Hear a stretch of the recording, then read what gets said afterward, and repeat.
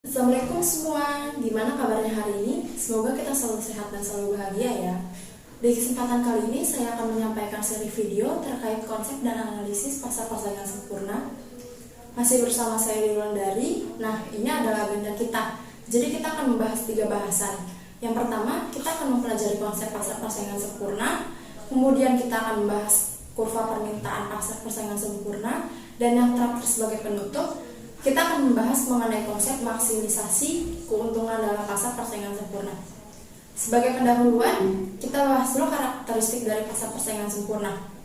Pasar persaingan sempurna kita definisikan sebagai pasar di mana masing-masing pihak, baik produsen maupun konsumen, baik penjual maupun pembeli itu tidak mempunyai power untuk mempengaruhi harga.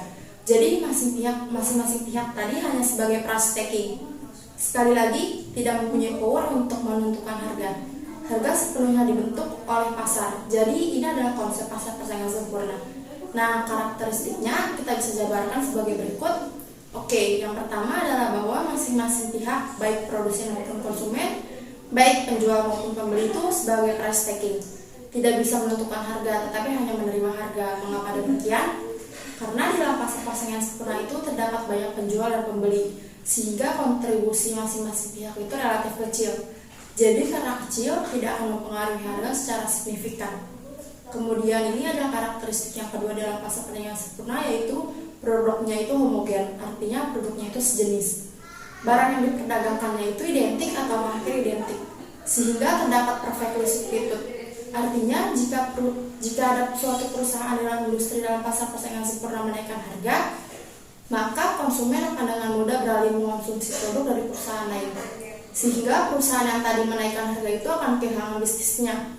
Kemudian karakteristik yang ketiga adalah free entry and exit, artinya penjual bebas masuk dan keluar dari pasar. Ya, jadi kalau saat terjadi profit yang menjanjikan, banyak nih perusahaan yang akan masuk dalam industri. Sebaliknya, saat rata-rata industri mengalami kerugian, maka perusahaan akan keluar dari industri tanpa adanya hambatan sedikit pun. Jadi itulah pengertian dari free entry and exit. Contoh produk dalam pasar persaingan sempurna biasanya adalah produk-produk pertanian. Kemudian ada minyak bumi, gas alam, dan bahan mentah lainnya. Nah, produk-produk dengan karakteristik homogen seperti inilah yang di dalam ekonomi itu disebut komoditas atau komoditis. Jadi kalau kita bicara komoditas, seperti pasarnya adalah pasar persaingan sempurna. Pembahasan yang selanjutnya adalah tentang kurva permintaan dari pasar persaingan sempurna. Bentuk dari kurva permintaan pasar persaingan sempurna adalah horizontal dan bisa diasumsikan P sama dengan AR sama dengan MR sama dengan D, atau price sama dengan average revenue sama dengan marginal revenue dan demand.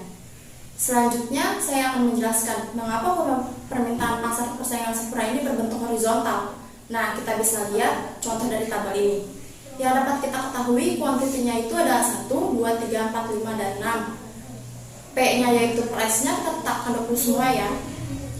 Kemudian ada total revenue dengan rumus price dikali quantity. Total revenue yang pertama ada 20, berarti 20 dikali 1 sama dengan 20, 20 dikali 2 sama dengan 40, 20 dikali 3 sama dengan 60, 20 dikali 4 sama dengan 80, 20 dikali 5 sama dengan 100, dan yang terakhir 20 dikali 6 sama dengan 120. Kemudian kita akan menghitung average revenue dengan rumus total revenue dibagi dengan kuantitinya. Yang pertama itu 20 dibagi 1 sama dengan 20, 20 dibagi 2 sama dengan 20, 60 dibagi 3 sama dengan 20, 80 dibagi 4 sama dengan 20, 100 dibagi 5 sama dengan 20, dan yang terakhir 120 dibagi 6 sama dengan 20. Berarti dapat kita lihat di sini average revenue-nya itu sama semua ya hasilnya. Selanjutnya kita akan menghitung marginal revenue dengan rumus delta TR dibagi dengan delta quantity atau selisih TR dibagi selisih Q. Nah, untuk mencari selisih TR berarti hasil TR yang kedua yaitu 40 dikurangi hasil TR yang keempat, yang pertama yaitu 20. Berarti 40 dikurang 20 sama dengan 20. Kemudian hasil TR yang keempat dikurangi dengan hasil TR yang ketiga yaitu 80 dikurang 60 sama dengan 20. Lalu hasil TR yang ke-6 dikurangi dengan hasil TR yang kelima yaitu 120 dikurang 100 sama dengan 20. Kita dapat asumsikan bahwa hasil dari selisih TR semuanya 20 ya teman-teman. Kemudian kita mencari selisih dari Q. Sama seperti tadi, berarti kuantiti yang kedua dikurang dengan kuantiti yang pertama, yaitu 2 dikurang 1, 3 dikurang 2, 4 dikurang 3, 5 dikurang 4, dan 6 dikurang 5. Itu semuanya hasilnya tetap 1. Berarti dapat kita asumsikan bahwa selisih Q-nya adalah 1. Nah, tadi selisih TR sama dengan 20, selisih Q-nya 1. Karena rumusnya selisih TR dibagi selisih Q, maka 20 dibagi 1 sama dengan 20. Berarti sudah terjawab, MR-nya adalah 20. Semuanya ya teman-teman. Nah, dari kolom yang sudah kita isi tadi berarti price-nya 20, AR-nya 20, dan MR-nya 20.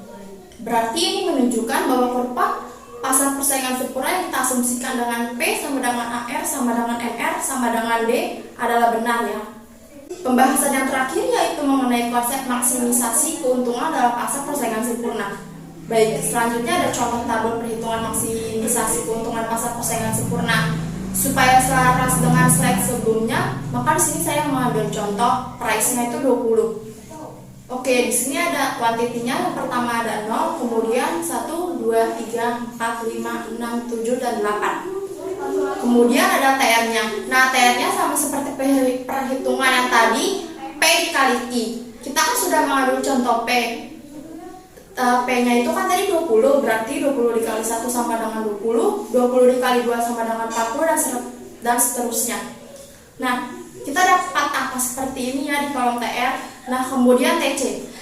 TC itu kan biaya tetap, nah itu udah ditentuin. Jadi saya mengambil angka seperti ini ya teman-teman, ada 10, 14, 22, sampai 154. Kemudian keuntungannya dengan rumus TR selisih TC. Nah, TR-nya yang pertama 0, TC-nya 10, berarti 0 dikurang 10 sama dengan min 10. Kemudian TR yang kedua adalah 20 dan TC-nya 14, berarti 20 dikurang 14 sama dengan 6. Nah, seterusnya sampai ke kuantiti yang ke-8. Kemudian kolom MR ini, nah MR tadi kan kita sudah menghitung bahwa MR-nya 20 ya teman-teman. Nah, kemudian MC. MC dengan rumus delta TC dibagi delta Q. Berarti kita harus menghitung delta TC yang terlebih dahulu. Nah, delta TC sendiri berarti kita hitung TC yang kedua, yaitu 14 dikurangi TC yang pertama, yaitu 10 sama dengan 4. Nah, untuk delta Q berarti 1 dikurang 0 sama dengan 1. Nah, tinggal kita masukkan rumusnya, yaitu delta TC dibagi delta Q, berarti 4 dibagi 1 sama dengan 4.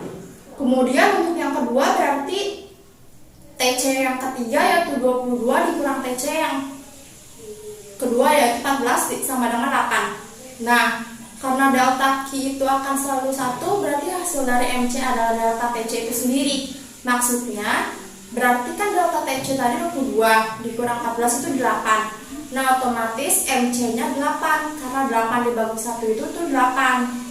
Kemudian yang selisih berikutnya 34 dikurangi 22 sama dengan 12, maka MC-nya 12, karena 12 dibagi 1 itu sama dengan 12, dan seterusnya sampai 154 dikurang 122 sama dengan 32. Karena delta kuantitinya tadi 1, maka 32 dibagi 1 sama dengan 32.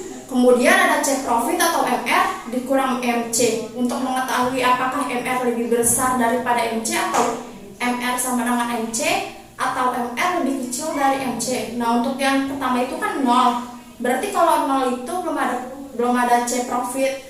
Nah, kolom yang kedua itu MR-nya 20, MC-nya 4, berarti 20 dikurang 4 sama dengan 16. Kemudian MR yang kedua 20 dikurang 8 sama dengan 12. Sampai seterusnya 20 dikurang 32 sama dengan min 12. Nah, dari sini kita bisa lihat ya teman-teman, untuk kuantiti yang 1 sampai 4 itu menunjukkan MR lebih besar daripada MC. Ketika kuantiti di angka 5, di sini MR sama dengan MC, yaitu MR-nya 20 dan MC-nya 20. Disinilah pasar persaingan sempurna mengalami maksimisasi keuntungan atau maksimisasi laba. Nah, ketika kuantitinya dari 6 sampai 8, semakin banyak ya teman-teman kuantitinya. Nah, MR itu lebih kecil dari MC. Nah, kita bisa lihat dari kurva di slide selanjutnya. Nah, ini adalah kurva dari hasil tabel perhitungan ya tadi teman-teman. Nah, di sini ada Q1. Q1 ini yang tadi MR lebih besar daripada MC. Ketika perusahaan telah mencapai titik yang satu ini, itu artinya perusahaan masih akan tetap menambah produksinya untuk memaksimumkan keuntungan. Selanjutnya di titik Q, di mana MR sama dengan MC. Pada titik ini perusahaan telah mencapai keuntungan yang maksimum itu tandanya perusahaan tidak akan menambah produksinya lagi. Kemudian di titik Q2, di mana MR lebih kecil daripada MC, ketika perusahaan telah mencapai titik Q2 ini, itu tandanya perusahaan harus menurunkan kuantitinya agar bisa mendapatkan keuntungan yang maksimum. Demikianlah video penjelasan mengenai pasar persaingan sempurna dari saya. Apabila ada kekurangan atau kesalahan, mohon dikoreksi ya teman-teman. Kurang lebihnya mohon maaf. Wabillahi taufiq wal hidayah. Wassalamualaikum warahmatullahi wabarakatuh.